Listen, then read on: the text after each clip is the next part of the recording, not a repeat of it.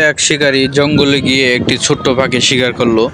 তখন পাখিটি প্রাণী বাঁচার ভয়ে শিকারীকে বলল, ভাই, আপনি তো একজন বড় মাপের একজন শিকারী। তা আপনি বাঘ, ভাল্লুক, হরিণ এগুলা শিকার করছেন, বড় বড় প্রাণী শিকার করছেন। আমি তো ছোট একটা পাখি, মাত্র 100 গ্রাম ওজন। আমাকে যদি আপনি খানো, আপনার পেটের একটা কোনাও ভরবে না। মানে যত ধরনের তেল দেওয়া দরকার পাখিটি ওই শিকারীকে তেল দিল।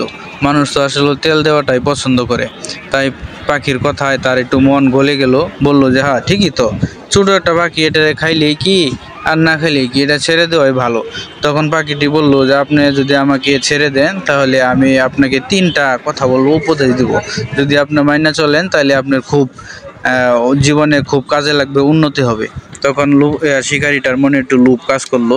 বললো, আচ্ছা ঠিক আছে, তোমাকে ছেড়ে দিব, তুমি উপদেশ 3টা দাও। তখন পাখি বলল যে আমি প্রথম উপদেশটা আপনার হাতে বসে দিব, দ্বিতীয়টা গাছের ডালে, তৃতীয়টা একবারে গাছের মগ ডালে বসে দিব। তখন শিকারি বলল, আচ্ছা ঠিক আছে। তখন বলল যে হারানো কোনো জিনিসের জন্য আফসোস করতে নেই। তারপরে দ্বিতীয় উপদেশ দিল যে অবাস্তব কোনো কিছু বিশ্বাস করতে নেই। তখন পাখিটি উড়ে গিয়ে গাছের মগডালে বসলো। বসার পরে শিকারী বলতেছে, এখন তাহলে তৃতীয় উপদেশটা আমাকে দাও, কি মূল্যবান জিনিস শুনি। তখন পাখি বলল, আগের যে 2টা উপদেশ দিলাম, এটা আগে দেখি আপনার ঠিকমতো প্রয়োগ হয়েছে কিনা। তখন পাখিটি বলল, আমার পেটে 200 গ্রাম ওজনের মূল্যবান মণি ছিল, যা বিক্রি করলে অনেক টাকা পয়সা তুমি পাইতা। তখন শিকারিটি খুব আফসোস করতে লাগলো, বলতে লাগলো, হাই হাই, আমি এটা কি করলাম, পাখিটা ছেড়ে দিলাম। তখন পাখিটিকে ধরার জন্য শিকারি আবারই উপরের দিকে লাফ দিল।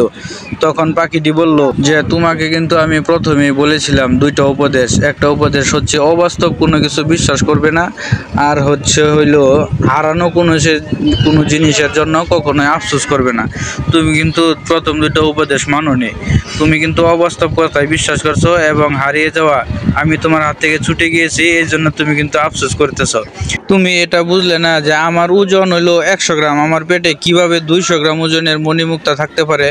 তুমি তোমার মতো নির্বোধ, বোকা এবং লোভী মানুষদের উপদেশ দিয়ে কোনো লাভ নাই। তারা কোনো সময়ে ভালো উপদেশ দিলে মানতে পারবে না, কারণ অধিকাংশ মানুষের মতোই তুমি উপদেশগুলো কান দিয়ে শুনেছ, কিন্তু মানোনি, তা থেকে শিক্ষা গ্রহণ করনি। তোমার মতো বোকা লোকগুলোর জন্যই প্রতারকরা প্রতারণা করতে সুবিধা পায়।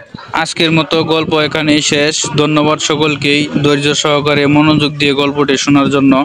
ভালো লাগলে অবশ্যই লাইক, কমেন্ট এবং শেয়ার করে পাশে থাকবেন।